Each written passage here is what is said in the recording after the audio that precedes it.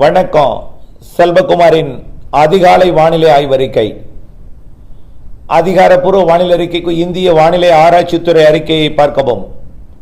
2025 November 27 வியாழக்கிழமை அதிகாலை நிலவர வானிலை பதிவு.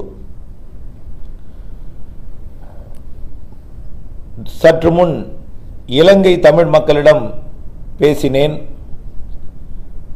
வெள்ள பாதிப்பும் காற்று பாதிப்பும் அதிகமாக இருப்பதாகவும் காற்று அச்சுறுத்தும் வகையில் இருப்பதாகவும் தெரிவித்திருக்கிறார்கள்.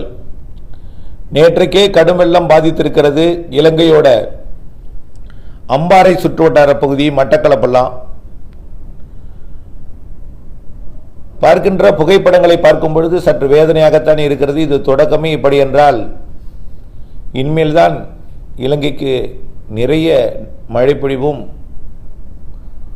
4 பக்கமும் கடலால் சூழப்பட்டிருக்கிற காரணத்தினால இலங்கைக்கு கொஞ்சம் காற்று பாதிப்பும் இருக்கும். ஏனென்றால் இது புயலாக மாறாவிட்டால் கூட ஒரு காற்றழுத்த தாழ்வு மண்டலம், ஆழ்ந்த காற்றழுத்த தாழ்வு மண்டலமே 75-80 கிலோமீட்டர் வேகத்தில் காற்றை கொடுக்கும் என்று எதிர்பார்க்கப்படுகிறது.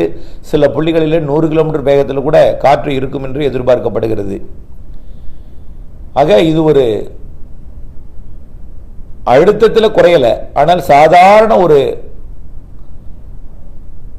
தாழ்வு மண்டலமே கடுமையான ஒரு பாதிப்பை கொடுக்கும் என்று எதிர்பார்க்கப்படுகிறது. ஆழ்ந்த காற்றழுத்த தாழ்வு மண்டலமாக மாறி அது தமிழ்நாட்டின் கோடியக்கரை முனை பகுதியை ஒட்டி வருகிறது. தமிழ்நாட்டில் நாம் அச்சப்பட தேவையில்லை, காற்று அச்சம் வேண்டவே வேண்டாம்.